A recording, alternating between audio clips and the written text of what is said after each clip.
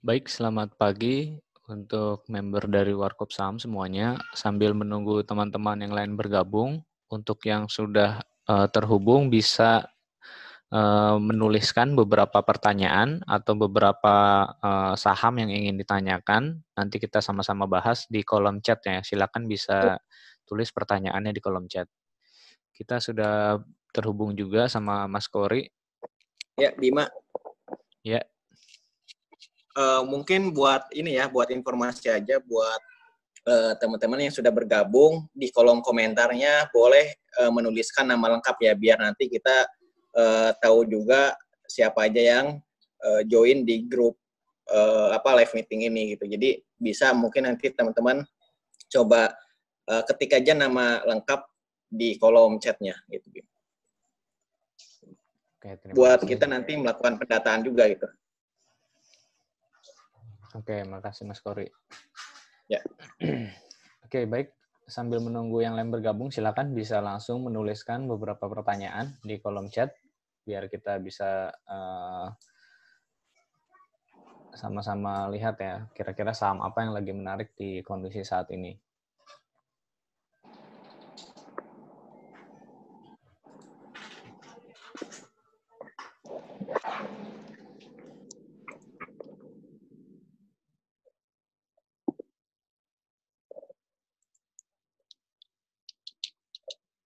Halo.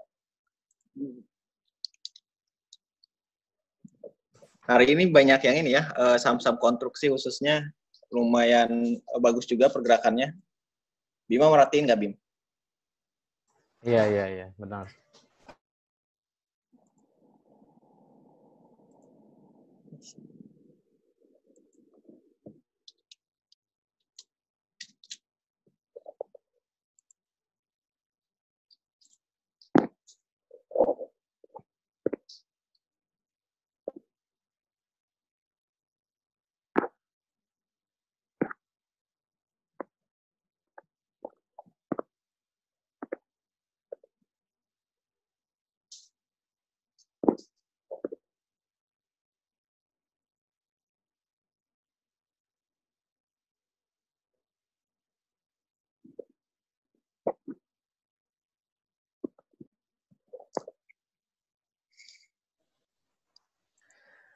Oke, baik. Kita langsung mulai aja ya untuk mulai bertanya dan menjawab beberapa atau mungkin lebih ke diskusi ya dengan kondisi market di saat ini. Ini sudah bergabung ya bersama kita, ada Mas Kori dan beberapa teman-teman dari member Warkop Saham. Ini juga udah ada Mbak Ivi, ada Bu Marcelin ya. Selamat pagi Bu. Terus ada Bu Hartini juga, selamat pagi, dan teman-teman yang lain. Ini juga di kolom chat sudah bergabung bersama kita, ada Ibu Laras, ada Novri Andi. Nah, ini menanyakan saham SMGR. Mungkin kita awali dari satu pertanyaan dulu, baru nanti kita membahas beberapa kondisi market ya saat ini. Ya, Mas Kori ya? Ya, betul. Nah, ini ada pertanyaan untuk saham SMGR. Kita bisa sama-sama lihat di layar ya. Saya buka chartnya dulu. Baik. Untuk SMGR, ini kondisi marketnya positif ya di hari ini, walaupun tipis 0,6 tapi lumayan lah. Kalau kita lihat daripada turun ya. Tapi ini tidak terjadi Mas Kori, tidak terjadi di saham SMGR di perdagangan hari ini. Memang secara umumnya ya SMGR kalau kita lihat sekilas dari teknikalnya, pergerakannya sekarang ini sudah bisa dibilang naik ya hampir setengahnya ya dari tren penurunannya di awal Maret kemarin. Ini kurang lebih sudah setengahnya. Secara teori memang pantulan atau rebound yang terjadi di ini tidak hanya di saham SMGR, mungkin di beberapa saham dengan kondisi yang sama, ini akan secara teorinya kurang lebih naik kalau ternyata rebound, naiknya itu setengah dari penurunannya. Dan ini mungkin secara kasat mata ya bisa kita lihat udah hampir setengahnya ya. Jadi wajar jika setelah rebound beberapa waktu lalu SMGR dilanjutkan tren konsolidasi atau justru lebih cenderung melemah.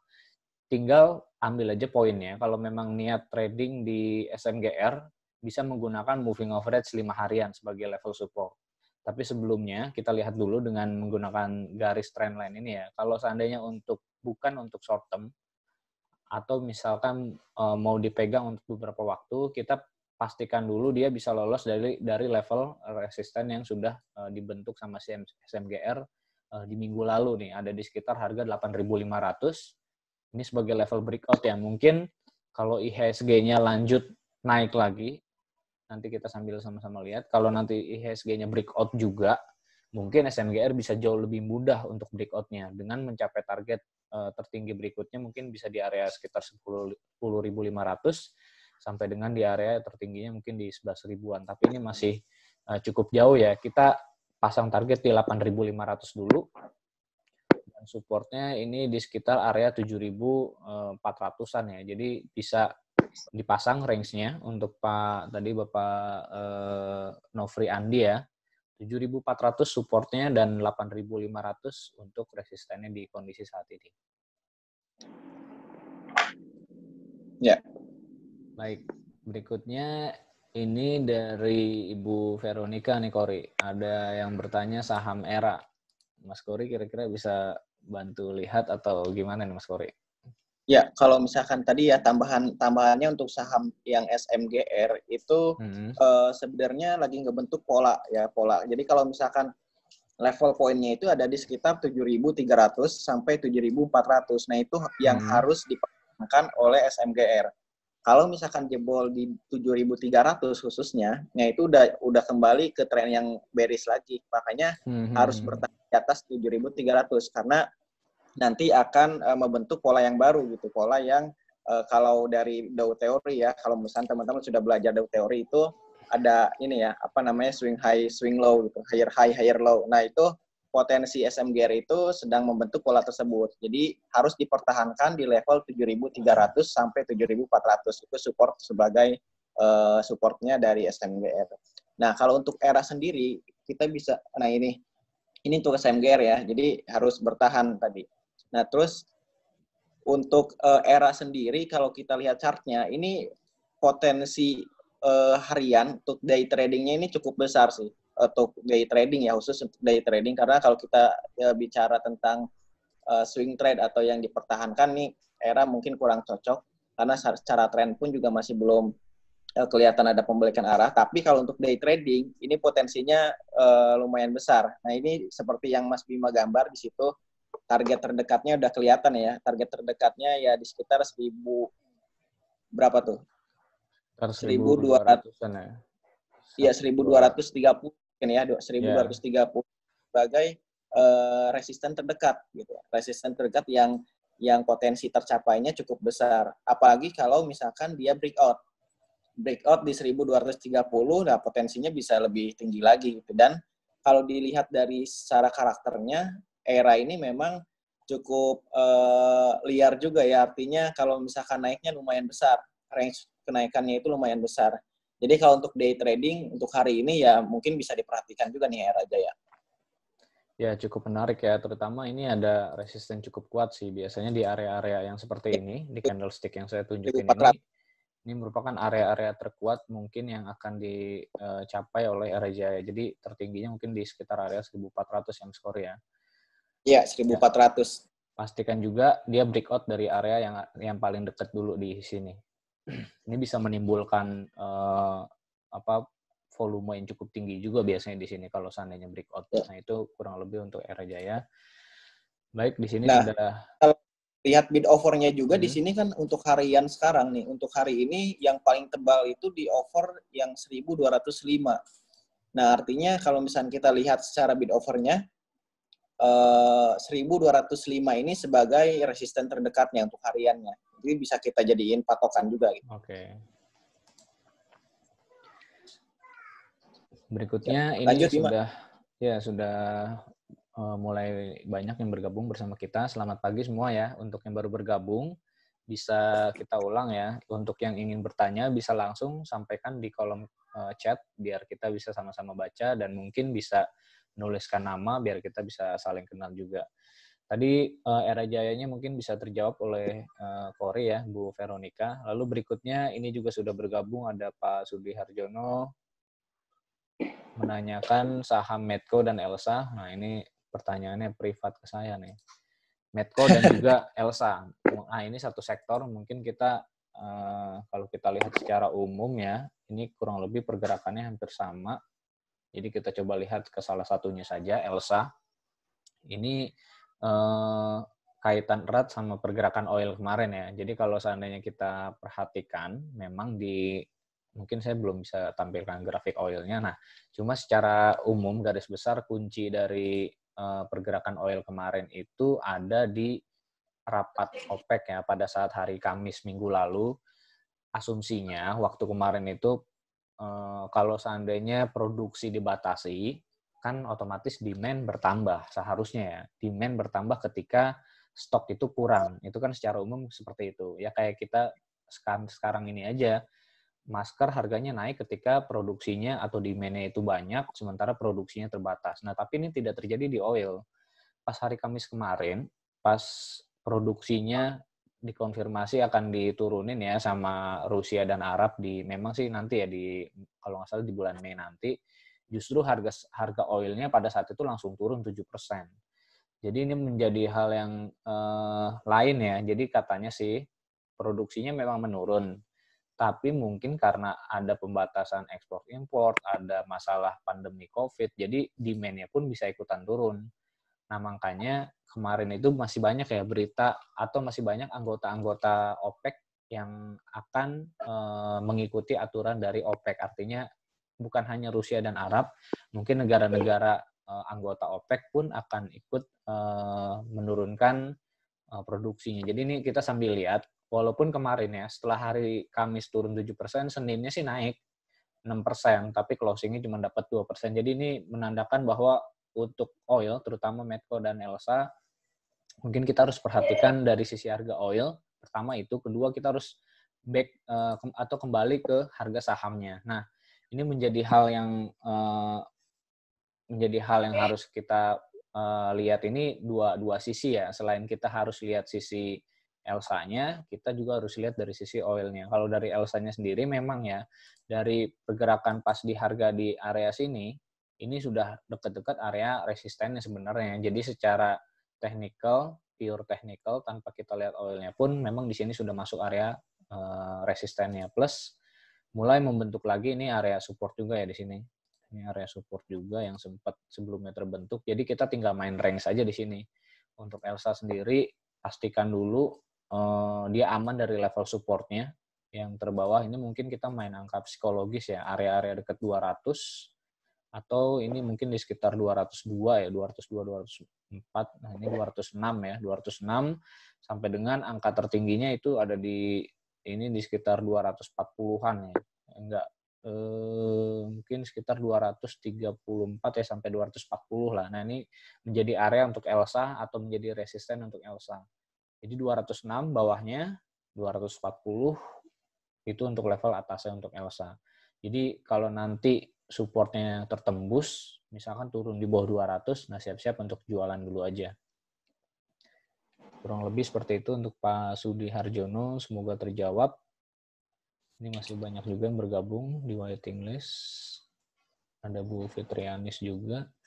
Baik, kita lanjut lagi Mas Kori ke pertanyaan berikutnya. Ini ada Ibu Laras menanyakan Jasa Marga Mas Kori. Saham kesukaan Mas Kori nih. Jasa Marga. Sebenarnya ini ya, kalau lihat dari kenapa Jasa Marga juga suka, karena nanti setelah pulih itu ya memang sekarang periode-periode di mana penurunan pendapatan jelas sangat terdampak ya terhadap keuangan Marga. Tetapi nanti ketika semuanya sudah pulih kembali, sudah stabil, nah itu akan langsung terlihat gitu dalam pendapatan atau dalam kuartal berikutnya. Karena kan mobil kendaraan yang lewat itu menurun, ketika sudah pulih ya itu akan langsung otomatis meningkatkan lagi pendapatannya gitu. Jadi akan langsung terlihat kalau untuk Jasa Marga. Itu kalau lihat dari sisi ininya ya, bisnisnya. Nah, tapi kalau secara teknikal balik lagi sebenarnya semua saham posisinya sebenarnya mayoritas saham ini memang secara tren utamanya memang masih belum ada perubahan tren. Artinya trennya masih tren yang bearish. Nah, tapi tren bearish ini ada peluang secara minor trend atau secara jangka pendek yang kenaikan. Biasanya kan bertahan mungkin 2-3 hari ke depan. Nah, untuk saat ini Jasa Marga, kemarin tuh lumayan naiknya, lumayan besar juga ya Jasa Marga. Kemarin naiknya 7% untuk Jasa Marga, kenaikan 7%. Jadi kita bisa melihat pergerakan saham untuk saat ini itu dari secara jangka pendeknya itu ada peluang technical rebound gitu. Nah, si Jasa Marga kemarin naik 7%, hari ini masih minus 0,65% ya minusnya. Nah, sebenarnya masih ada peluang ya kalau untuk Jasa Marga. Tinggal kita lihat supportnya. Jadi kita coba batasin kalau untuk yang jangka pendek itu harus ketat di level supportnya. Jadi kalau misalkan kita beli saham kemudian tidak sesuai dengan ekspektasi karena banyak 1-2 hal, nah kita harus ketat di level supportnya. Untuk Jasa Marga kita batasin support hariannya itu di sekitar saat ini ya, sekitar mungkin 2.900 ya, 2.900 sebagai support terdekatnya untuk Jasa Marga. Jadi kalau mau trading ya bisa perhatikan level itu. Jadi kalau misalkan masih di atas level 2.900, kita masih bisa berpertahankan. Apalagi kalau lihat dari chartnya, Mas Bima udah liatin ya. Kalau lihat dari chartnya, nah kalau dilihatnya kan kelihatan, resisten terdekatnya kelihatan. Nah biasanya bisa berlanjut. Ini polanya kan 3 hari turun, baru 1 hari kemarin naik. Nah ini harusnya sih masih bertahan 2-3 hari lagi harusnya sampai resisten terdekat harusnya. Nah, jadi kalau kita lihat Jasa Marga hari ini masih cukup berpeluang, tapi batasin resiko sampai 2.900 untuk supportnya. Ya, fokus ke level supportnya. Ini targetnya bisa main di angka 3.000-an lagi Mas Kori ya. Mungkin sekitar 3.400 lah ini untuk target si Jasa Marga. Nah, ini tadi menarik ya Jasa Marga ya. Ini salah satu saham yang memang lagi tertekan karena tentunya labanya akan berkurang. Tapi kalau nanti pulih bisa jadi ini yang paling cepat lari karena bisa ada lonjakan pendapatan lagi. Jadi itu catatan penting tadi dari Mas Kori ya. Iya, betul. Semoga terjawab itu dari Ibu Laras ya. Lalu berikutnya, untuk yang baru bergabung, bisa sekali lagi saya infokan, bisa tulis pertanyaan di kolom chat ya, jadi kita bisa sama-sama diskusi. Berikutnya pertanyaan dari, ini ada lagi yang Japri, coba lihat perbankan, sorry. Oke, kita lihat coba perbankan, mungkin salah satunya BBRI ya.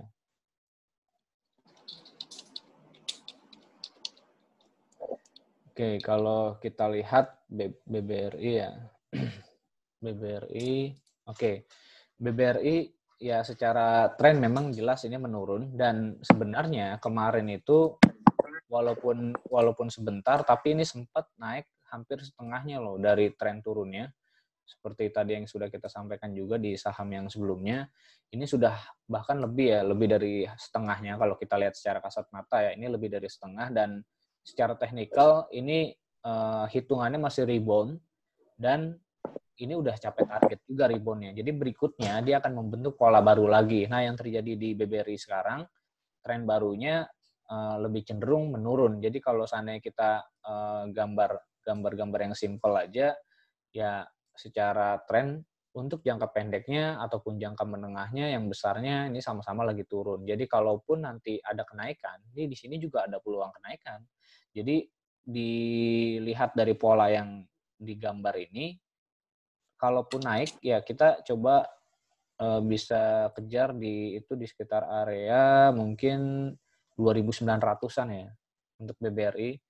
Di 2.900-an saya pikir masih cukup berpeluang, tapi ini hanya untuk jualan aja. Karena tren turunnya ini masih belum berubah ya. Jadi masih bisa berlanjut untuk turun ke area 2.500-an lagi. Kecuali catatannya untuk teman-teman trader atau teman-teman yang memiliki saham BBRI, kalau seandainya dia breakout atau keluar dari garis dari garis yang tren ini, ya ini baru bisa mungkin ya bisa memulai tren melanjutkan tren kenaikannya atau melanjutkan rebound-nya yang sudah terjadi di beberapa waktu lalu. Nah, ini menjadi catatan penting, mungkin bisa berbeda ya kalau ini kita lihat di saham yang banknya seperti BTN atau bank BNI mungkin sedikit berbeda karena kalau BBRI masih lumayan besar demand-nya di saham ini. Ya, jadi tinggal diperhatikan level penjualan ya, tinggal jualan aja di sekitar 2.500-an tadi. Di sekitar area 2.900-an ya, di 2.900-an dan supportnya di sekitar 2.500-an ini. Tren turun ke bawahnya di 2.500 bisa diperhatikan di situ. Baik, kita coba lihat lagi ke kolom chat ya. Oke, dari Adi Subrata, selamat pagi. Ini menanyakan indeks. Oke, kita lihat indeks kita. IHSG ya. Nah, ini IHSG kita. Posisinya ya hampir mirip sebenarnya, hampir mirip, tapi nggak sama ya sama BRI. Ini sama-sama sudah mengalami tren turun ya sejauh ini, dan kondisi sekarang sudah memang di awal pekan ini 3 hari ini dari Kamis kemarin ya, Jumat libur, Kamis, Senin, Selasa lebih cenderung flat pasar kita. Nah, ini bisa kita lihat ya. Jadi lebih banyak dominasi pergerakan yang signifikan itu dari second linernya atau third linernya kemarin itu. Ada yang naik 20%, ada yang sampai auto reject di atas 25%. Nah, ini di kondisi market bisa dibilang agak stagnan seperti ini, memang biasanya yang beraksi yaitu saham-saham kecilnya. Nah, terlebih ini kita harus waspada ya. Kenapa saya bilang waspada? Tren besar kita ini sedang menurun. Terus kemarin IHSG kita sudah mengalami rebound atau kenaikan. Nah, selanjutnya di dalam tren pelemahan, selama dia belum berubah, artinya tren naiknya, tren turunnya belum berubah, dia masih akan berpotensi lanjut turun lagi. Jadi saya harapkan untuk teman-teman semua, kalau memang memiliki beberapa posisi saham yang sudah profit atau yang memang posisinya cukup masih belum terlalu banyak lah, misalkan loss-nya itu bisa dikurangi ya sedikit-sedikit posisinya, terutama untuk yang profit mungkin bisa dieksekusi semua aja untuk jualan. Nah, ini tinggal kita perhatikan ya. Level-level untuk IHSG, ini kalau kita lihat pola ada di sini, ditandain aja di area di sekitar sini sebagai area support IHSG di area sekitar 4.500-an.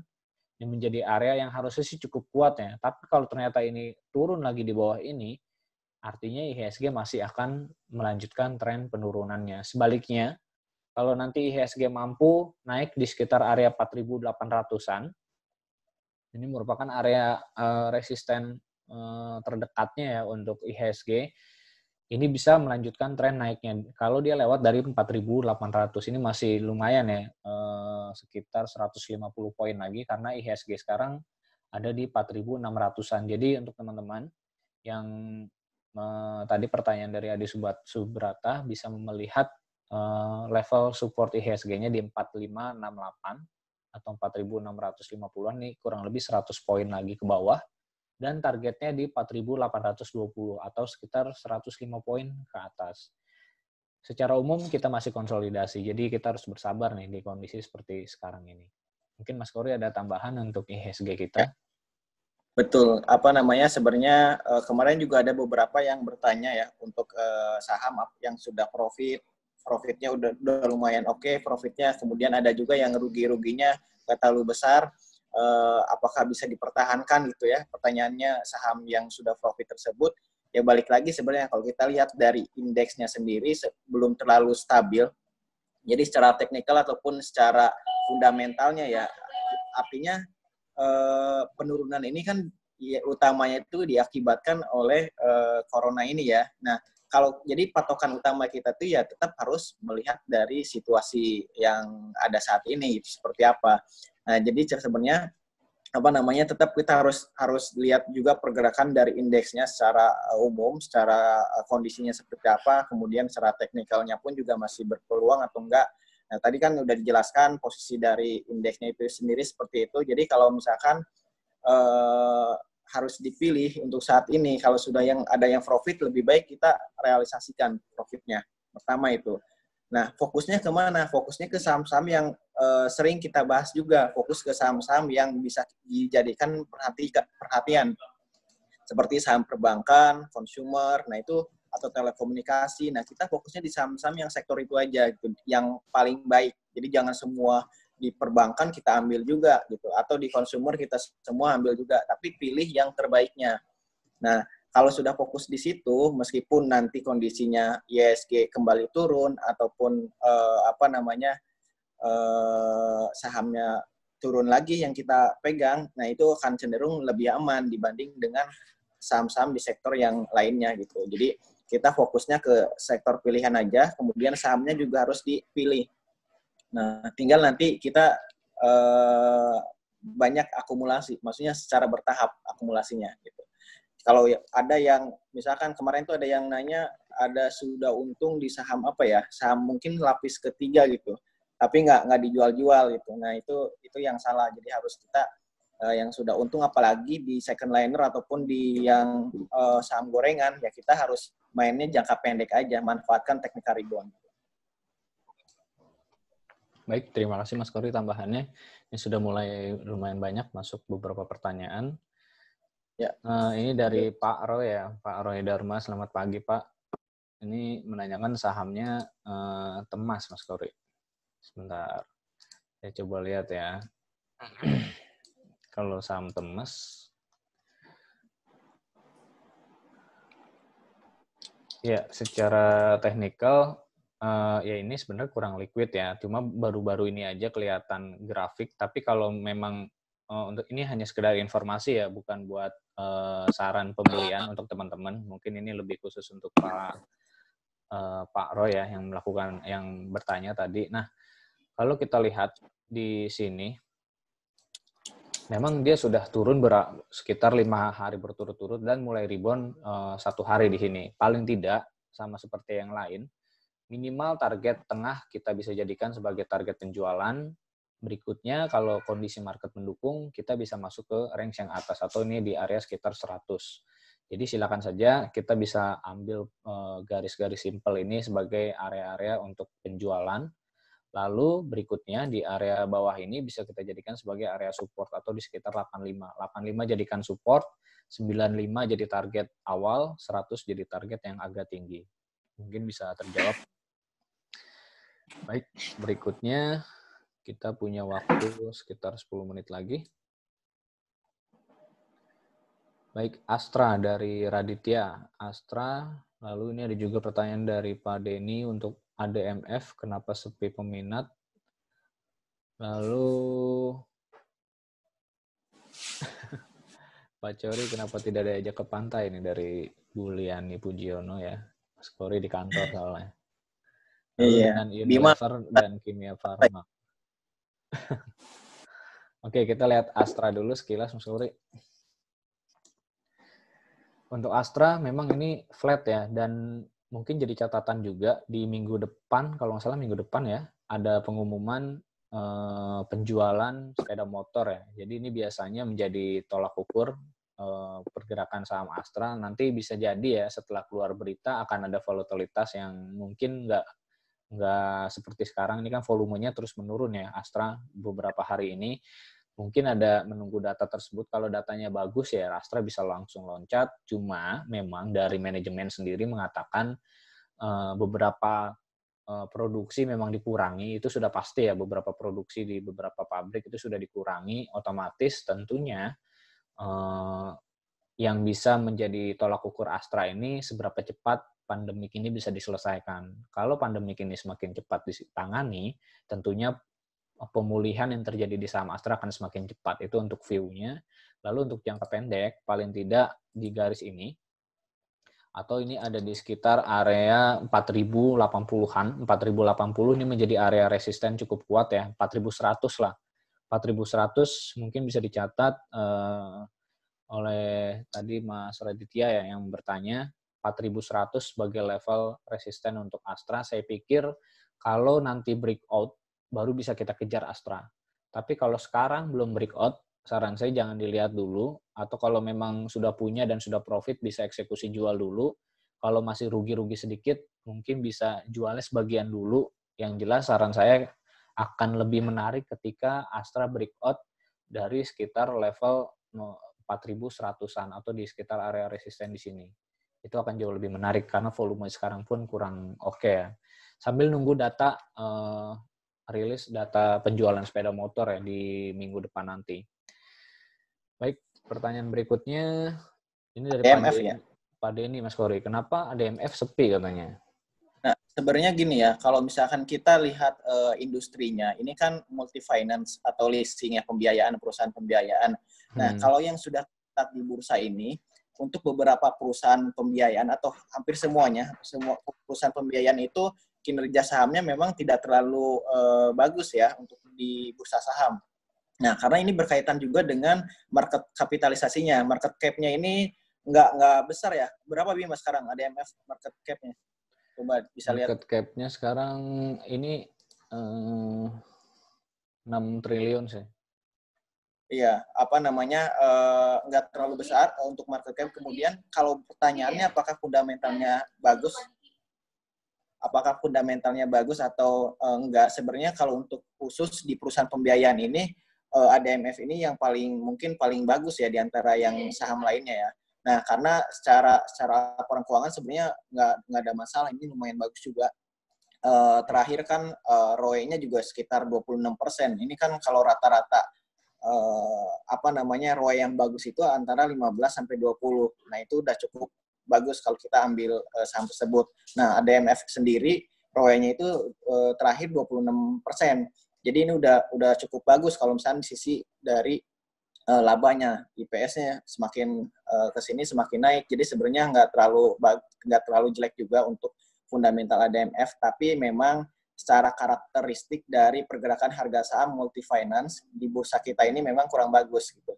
Ini sama seperti di sektor transportasi. Kalau dilihat di sektor transportasi yang ada di bursa, itu kurang begitu bagus juga gitu ya. Seperti misalkan Garuda, kemudian DOR, kemudian ada taksi. Nah, saham-saham di transportasi tersebut agak kurang bagus kalau pergerakan harga sahamnya. Ini sama juga di saham multi finance. Tapi kalau secara fundamentalnya untuk ADMF ini cukup bagus sih untuk fundamentalnya. Oke, tambahan sedikit sebelum ke pertanyaan berikutnya. ADMF mungkin tadi yang bertanya itu Pak Denny, ya mungkin Pak Denny baca berita juga berkaitan dengan kemarin itu memang baru bagi dividen juga ya ADMF. Kalau nggak salah sekitar 1.000-an. Jadi kalau kita hitung dengan harga saham yang mungkin sebelumnya ada di sekitar area 8.000-an, dividen yield-nya itu udah lebih dari 10%. Kalau nggak salah kemarin itu 12% sekian. Jadi wajar ini dibarengi oleh pelemahan berturut-turut di hari berikutnya karena memang karakter ADMF seperti ini ya dari beberapa tahun lalu. Pembagian dividennya selalu besar, dividen yield-nya itu selalu besar, tapi setelah itu turunnya juga lumayan dalam, dan setelah turun dalam biasanya likuiditasnya itu melemah sampai nanti dia akan membagikan dividen lagi. Itu mungkin nanti bisa dicek lagi oleh Pak Denny, tapi sejauh ini mungkin seperti itu yang bisa kita infokan. Semoga terjawab. Berikutnya lebih ke karakter sahamnya sih ya Mas Bima. Betul. Karakter sahamnya juga memang seperti itu ya dari dulunya. Kita punya waktu sekitar 4 menit lagi, langsung ke pertanyaan dari Pak Alex. Ini Unilever dan Kimia Farma. Mungkin kita lihat dari Unilever dulu ya. Nah, Unilever ini salah satu yang menarik karena dia cukup bertahan dari sempat harganya itu 5.000-an waktu pas Maret kemarin ya 20 Maret 5.000, sekarang udah masuk di area 7.000-an lagi. Jadi ini salah satu sektor yang sepertinya memang cukup bagus, walaupun nggak bagus-bagus banget karena ini Unilever sebenarnya turunnya udah dari 2019. Dari awal tahun 2019 memang sudah turun awalnya. Ini kita harus lihat dari dua sisi ya Unilever. Mungkin saya jelaskan poin-poin intinya saja. Pertama, labanya memang di 2019 melambat. Pertama itu. Kedua, ditambah oleh penurunan dari COVID ini. Terjadi ada pandemi COVID-19 ini. Jadi bertambahlah beban si Unilever ini. Udah kena labanya memang turun. penjualannya memang agak sulit di 2019, ditambah ada COVID. Jadi wajar ketika kemarin itu harga sahamnya turun di 5.000, tapi dengan turunnya Unilever ke harga 5.000, ini sebenarnya sudah price in ya. Artinya kejadian-kejadian dan pelemahan produksi dan pelemahan penjualan itu sudah price in sepertinya di harga 5.000-an. Jadi kalau nanti sewaktu-waktu Unilever turun lagi ke 5.000, nah itu bisa menjadi harga-harga yang cukup bagus ya untuk kita akumulasi. Sejauh ini trennya turun, jadi saran saya kalau mau di Unilever trading aja, tapi karena dia pergerakannya itu kalau belum turun dalam, dia naiknya akan susah. Harus turun dalam dulu, kayak seperti yang kemarin, baru dia naiknya gampang. Tapi kalau seperti sekarang, tren konsolidasi seperti sekarang akan sangat sulit untuk trading ya di saham Unilever, kecuali untuk swing. Tapi saya tidak sarankan untuk swing Unilever. Jadi tunggu dalam dulu untuk Unilever, baru kita bisa masuk ke Unilever. Mungkin terjawab pertanyaan dari Pak Alex ya tadi ya. Mungkin untuk mempersingkat waktu, kita belum bisa lihat yang KF ya. Kita coba lihat ke pertanyaan yang lain dulu. Ini ada Gerard ya, untuk menanyakan Kino. Baik, kita lihat Kino. Mungkin ini pertanyaan terakhir ya. Kino sebenarnya cukup bagus ya. Kemarin juga saya sempat lihat ada penguatan dan hari ini pun lanjut menguat. Cuman catatan, ini sudah hampir setengah dari tren penurunannya. Dari swing yang, misal kita ambil swing dari sini ya. Ini udah hampir setengah. Jadi saran saya kalau punya dan sudah profit, eksekusi jual aja. Tapi kalau memang masih yakin naik dan mau hold, silakan dipantau di level-level area tertingginya hari ini. Kalau belum sempat jual tadi, 2.570 tertinggi untuk Kino. Silakan bisa dipantau.